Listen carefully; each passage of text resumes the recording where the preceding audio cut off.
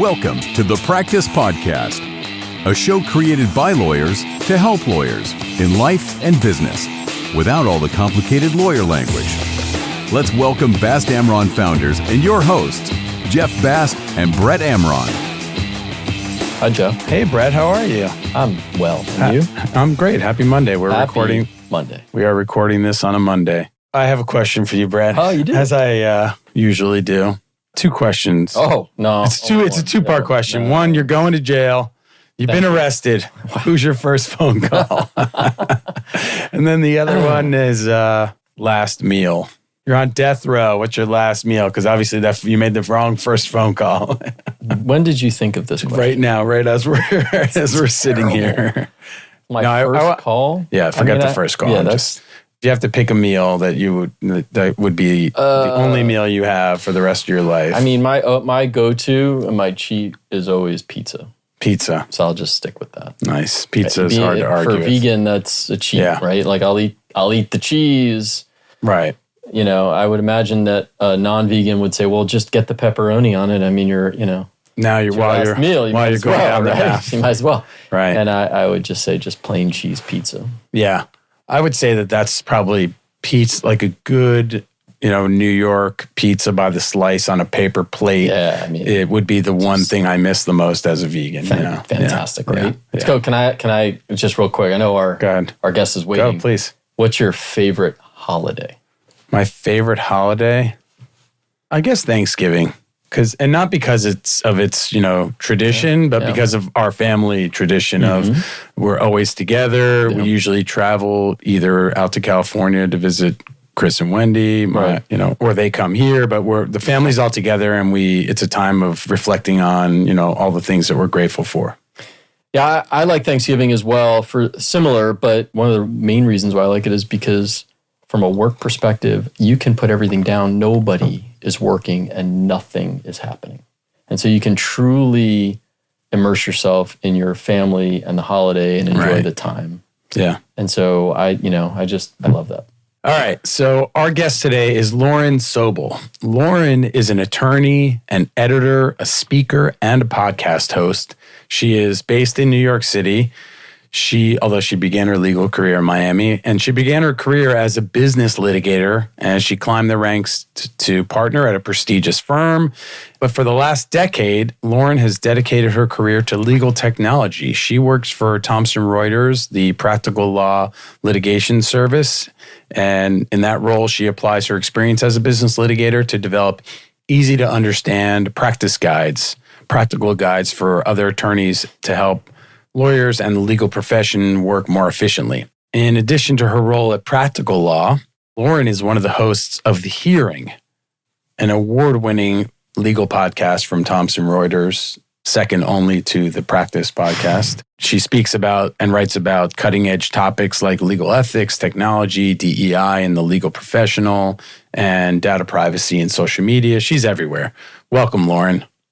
Well, thank you. Thank you. Welcome, Lauren. Can I please sort of venture a guess here that the most listened to episode of Lauren's podcast has to be the interview with you? I think I would imagine, right, Lauren? I mean, it was a big hit. If you're definitely talking about most listened to in this office, then probably not. Probably not. Probably not. Even there, probably not. Let's be honest. The podcast is great. They really get fantastic speakers, and I was probably the weak point in that list. They had an opening. No, not at all. They had an opening. Not at all. No. All right, let's talk about Lauren. So Lauren, you went to law school and then you started practicing. You practiced for how long as a litigator? So in total, it was probably about 10 years, including some federal clerkships. I actually started practicing in New York. I was at Nixon Peabody, and then I also clerked for a magistrate judge in the Southern District of New York. And then I moved to Miami for a district court clerkship with Judge Leonard. And that was great. That was supposed to be for 2 years. And I wound up staying in Miami for 7, which was unexpected. But I resumed practice there. I took the bar in Florida 5 years after graduating, I think, law school, and 5 years after taking the New York bar and the New Jersey bar. And I don't recommend that to anybody. That was really painful, taking a bar 5 years out of school. That's funny. I was going to ask you about that because, on the one hand, I would think it would be maybe a little easier because you have a better frame of reference. You've been practicing for a few years. You kind of understand things a little differently than you did coming out of law school, but you're saying not so much. No, I mean, from what I recall, and it's all a bit of a blur now, but the bar exam is not necessarily so practical. Sort of hard to reconcile actual practice and that's true. And filling out that multiple choice and doing those essays. If I had to do it over again, wouldn't have done it 5 years later. Gotcha. So anyway, you practice as a litigator. You did multiple clerkships. You practiced as a litigator. You made your way to partner, and then somehow you left the law. Can you tell us a little bit about that decision-making, or was there a decision-making process? Yeah, sure. So like you mentioned, I had made partner, but I had been thinking about moving back to New York for a few years, even before that. The economy was pretty terrible. We were coming out of the Great Recession. And I knew at a certain point, that I wanted to go back to New York, but that when I went back to New York, I didn't want to go to a law firm. I was sort of done with that. I did not have, a book of business to take with me. And I didn't want to start over. And I just didn't want that New York City, big firm lifestyle. So in the meantime, I was in Miami, I was enjoying what I was doing, but also, sort of keeping my eye out for other things. And a friend of mine was working at Practical Law and basically called me and said, hey, there's this job you might be interested in, back in New York. It's very different from legal practice, but you still get to use your litigation experience and your legal skills. Is it something you're interested in? And I was, and that was the opportunity for me to move back to New York. So I took it, and it's been really a dream job in many, many ways. I've been there 10 years. Hard to believe, but yeah, it's a great, great place to work. Was there any sort of struggle internally making that shift from working at a law firm and a litigator to working on this for Practical Law, sort of on that side of the industry? Absolutely. I mean, I think a lot of people who transition from practicing law to going to these, I'll put them in the other category, but one that comes to mind is professional positions at law firms and in professional development or business development. There's, at least for me, there was a little bit of a struggle about giving up my identity as a practicing attorney, as a litigator. Would people respect me, that sort of thing. But the beauty of my job is the whole reason we are hired to do what we do is because of our experience. And, at least at the company and at Practical Law, we are sort of the bread and butter of the product. And it's opened so many doors. I've done so many different things. But, one of the things I think I like the most is I can spend a lot of time researching, legal trends.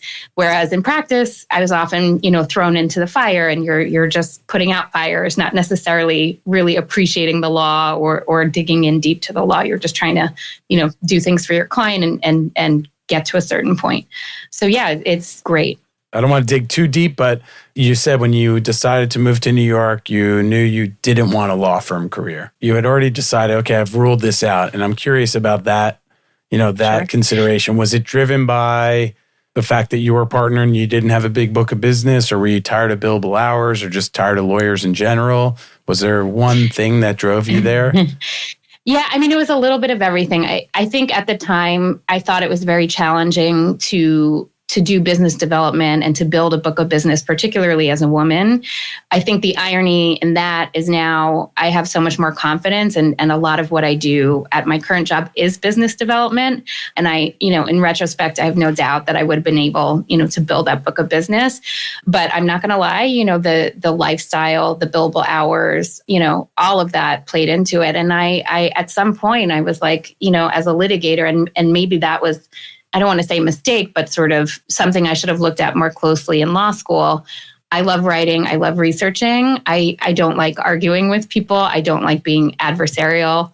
So, perhaps a different area of law would have been better suited to me if I were going to continue at a law firm. But yeah, no, I think it was multiple factors that sort of led me to where I am now. So tell us a little bit about what Practical Law is and what your day-to-day Sure. is and how that works. Sure. So I guess if you had asked me that question, at the very beginning, my day was pretty much researching and writing and drafting. And that's really evolved a lot over the years. And I guess I should take a step back for people who are not familiar with practical law. Mm-hmm. It is, I guess, a research tool for attorneys. It's not Westlaw. We are integrated with Westlaw, but it's really practical guidance. So for example, let's say, you're a young associate, you've never taken a deposition before.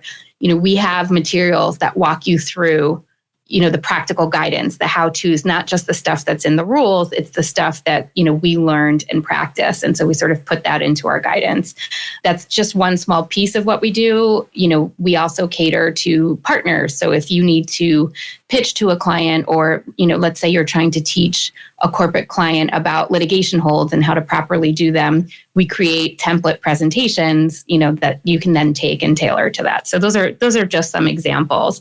But again, just sort of scratching the surface. Yeah. I mean, it sounds like we're familiar with it ourselves, but it's a tool that's available for those who have access to it. The tool gives you practical advice, not just like what's the law or what's the procedure, but how do you actually take that and apply it in a practical setting? Because I think a lot of people, just lack that little link, that tiny little link of how do you take this rule or this, procedure and apply it to a client or a case is something that a lot of people fail at, or they don't have a guide or a mentor to guide them through that. So great tool. Is there some component related to technology and sort of the evolution of the practice? Absolutely. So one of the things I'm working on now is generative AI. And I really do think that is going to transform practice, in the same way, we used to research using books. At least in law school, I was still learning how to research using books, and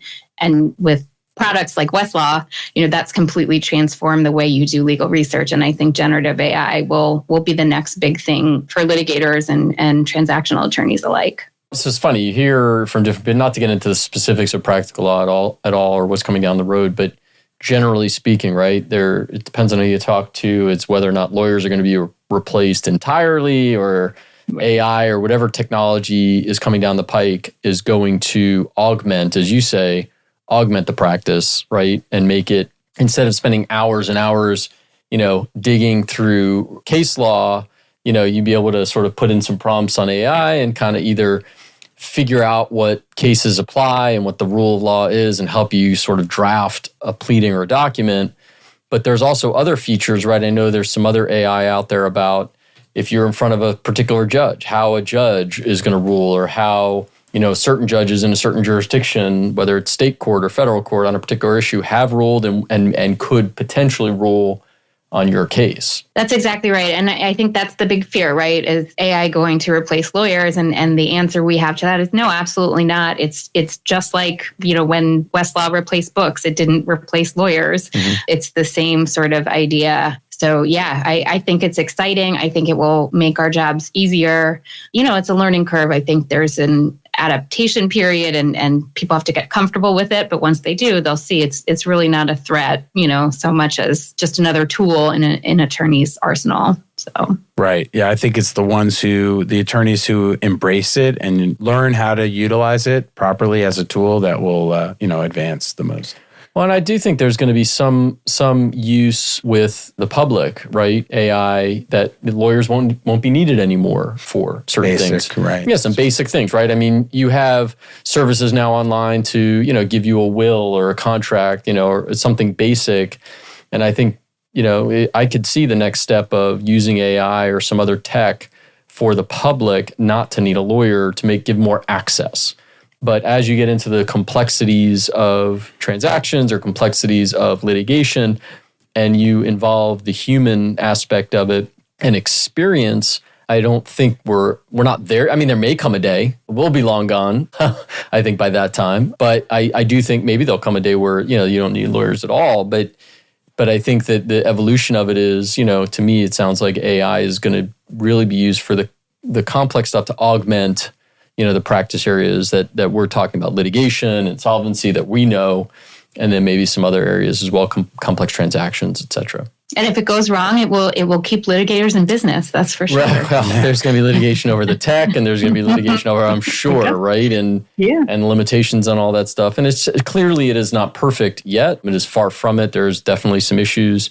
I know I'm sure you guys get the same level of emails from all sorts of startups with AI and trying to, get in front of us. Yeah. It's a constant stream of solicitations that are probably AI generated too, but they're promoting AI tools that they want to test. Yeah, and I think there's some good use for it. I could definitely see that. How to present this case if you have, this jury pool in front of this jurisdiction with these issues, may be very helpful. Or a judge, and how is this judge going to rule, and give some predictability potentially to your client. Yeah, and I think there also is the possibility for further guidance. Like you were saying, oftentimes the client will say, well, how's the judge going to, is the judge going to agree with X or Y? And we typically would say, well, it's hard to say, but based on my past experience, now with AI, you may be able to say, it's hard to say, but, statistically, there's a 70% chance they'll go this way based on, past results, sure. Using an AI tool of some sort. So you could, clients could be guided with more, analytical certainty than, in the past. Yeah. For sure. It shouldn't necessarily change the way a client makes the decision. At least I hope they don't make a decision just based on those statistics, but to me, it's another data point for a client in making a decision. So they have this data that this judge denies 70% of this type of motion. And then that coupled with the guidance from, sophisticated, knowledgeable counsel can help a client make better informed decisions. Absolutely. So, one other thing I know you, Lauren, you've written and spoken about is, the data privacy field. And I know that's a very broad area, but I know I saw a specific reference to data privacy in social media. Is there something you can share about that? Yeah, sure. So when I started at Practical Law, I barely used LinkedIn, for example. I was not big on social media. And as an example of the many things that this job has allowed me to do, one of the things I did was sort of lead our team on social media efforts and really like learning how to use LinkedIn and using it for research, but also marketing and all these things. In the course of that, I learned a bit about data privacy. And then I actually wound up teaching New York City public school fifth graders about social media privacy and data privacy, which was super fun. I did that for a couple of years before COVID. It's something I really enjoy speaking on, particularly, I think, less on like things like data privacy breaches, but more on, protecting yourself. And then from an attorney perspective, the ethical implications of using social media, which I think, many more attorneys are aware of that now, but certainly 5-10 years ago, I think there was more sort of usage of LinkedIn without really thinking about how they implicated the ethical rules, professional responsibility rules. So yeah, I've done some research on that and spoken on that. I've done a video on it. It's a topic I'm really interested in. It is a fascinating topic and an area that's just constantly evolving. So you have 2 fifth graders in front of you. What would be some practical advice? I think he's talking privacy? about you, Nelson. Yeah. What kind of topics do you cover with fifth graders on? I'm curious. Yeah. So it's, less LinkedIn for fifth graders, Okay. as you can imagine. Right. But, with TikTok, this was a couple years ago now, but, there were some serious privacy implications, and the way the app was set up as a default sort of allowed, sharing of data about these kids. Right. And so one of the things was sort of teaching them, how to change the settings, and then just making the connection. At that age, I don't know that the consequences really are there. So a lot of what we talked about was, reputation, and how even if you post something online and it gets deleted, it may be there in perpetuity, and the consequences of that. And it was, I should say, it's through a program with Fordham Law School. It's the Center for Law and Information Policy.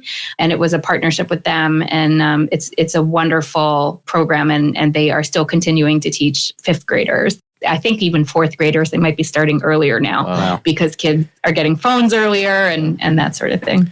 Yeah, I think it is, lawyers are still working through these issues too, right? LinkedIn to me is pretty easy. Not in terms of how to navigate and all the tools are available, but I mean, it's a business forum.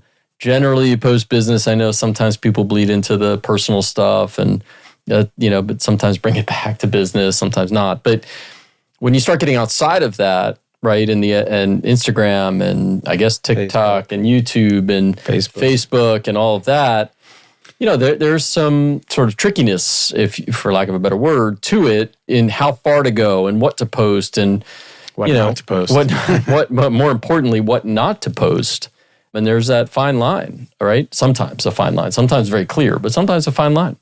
Yeah, absolutely. Yeah, and I think the lesson you're talking about for fifth graders applies equally to lawyers and other professionals working in and around law firms. That the things they say online are, even if they edit or delete it later, can still live on in perpetuity and can be viewed as, not just a statement in isolation, not something you said in an elevator, but something you announced from the rooftop of the building, to the world. Right. So, I would think that whatever you're teaching the fifth graders or maybe now fourth graders can be adapted slightly, but can be taught to lawyers as well. It's the same standards apply. And it's the first it was email, right? If you think about email and, it was like, okay, I'm going to put anything in there and it's just going to go away and no one's going to ever see it. And then people started realizing, although you'd be surprised, they still put stuff in writing. But, people started to learn, okay, so emails. And then now with the technology, right, with, social media, people initially were just putting everything up there thinking it would go away and realizing that it didn't. So now this generation, and I know with my kids, I know Jeff with his kids, my standard is always, if you don't mind it being on the front page of the paper and being there forever and walking into a job interview when you're 25 years old and someone saying, oh, I saw when you were 12 or 13, you posted blah, blah, blah. If you don't mind that, then send it out. And, absolutely. I think that's the standard. Yeah. That's the standard with the lawyers too, right? Emails and text, anything that you send out, you have to anticipate that it would be on the front page of the paper or even attached to a pleading, to be filed before the court and not be concerned about that. Yeah, these are great points. And I think a lot of people are not, in the beginning, when you mentioned email, I remember at, big law, people, every once in a while, you'd see an email that was probably intended for one person and went to like the whole firm and sometimes there were things that were appropriate for that one person or a smaller group or whatever. But I think the point is, if it's not appropriate to be, said in any broad setting, you probably shouldn't be putting it in writing at all. And I think, a lot of people tend to be, oh, it's fine, I can say this to so-and-so. Well, until so-and-so mistakenly forwards it or whatever it is. So the idea of being thoughtful about, what you say and where you say it at a certain age, I don't think that, ever diminishes. If anything, I think it grows. The need to censor your own statements. Yeah. The practice of law is evolving forever, right? It is continuing to evolve and technology has come in and AI is coming. Do you see any other trends? You said, you research trends. I mean, do you see any other trends that may make a bigger shift in the practice?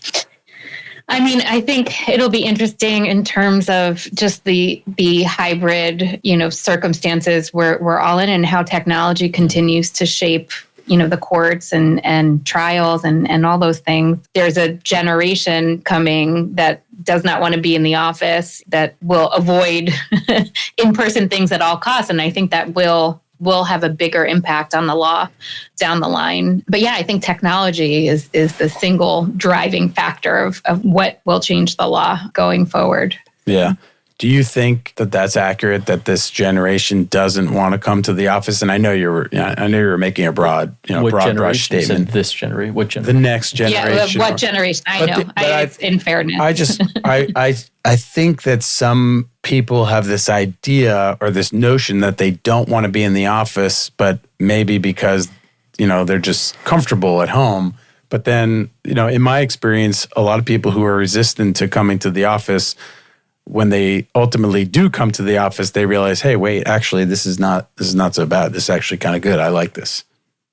So I think many who have this notion in their mind that they want to work from home will then find that it's kind of lonely working from home. And Zoom is not really a great replacement for, the social interactions and the direct personal communications that, in-person affords. I don't disagree with you. Right. I'm not sure that's not she doesn't disagree. She doesn't disagree. The double negative. I mean, she doesn't agree, but she just doesn't disagree.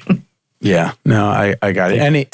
Any parting thoughts for our listeners before we sign off, Lauren? Anything about technology, practical law, or your podcast? You want to put in a plug for the podcast? Sure, happy to. Again, when I say all of the different, hats I get to wear in my job, one of them is podcast host. And Jeff, you've had the pleasure of being deposed by me on the podcast. Just kidding. I think it's a fun listen. I really enjoy doing it. I think our guests have all really enjoyed doing it. So yeah, I would say tune in right after you listen to the Practice podcast, of course. Check out the hearing. I can say from firsthand experience, they do depose their guests, their witnesses, but it's really a top-notch production. The production quality is really high, and the interviews are great. I really have found a lot of great nuggets of information in your podcast. So thanks for sharing that. Well, thank you. I appreciate it. And thank you so much for having me on today. And if you enjoyed this episode, why don't you share it? Send it to one of your friends or your family. And if you're so inclined, leave us a 5-star review. It's a great way to tell Brett Amron thank you.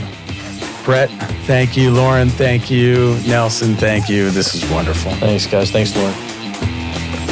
For more information on this show and other resources, visit fastamron.com and connect with us on LinkedIn, Facebook, and Instagram @FastAmron.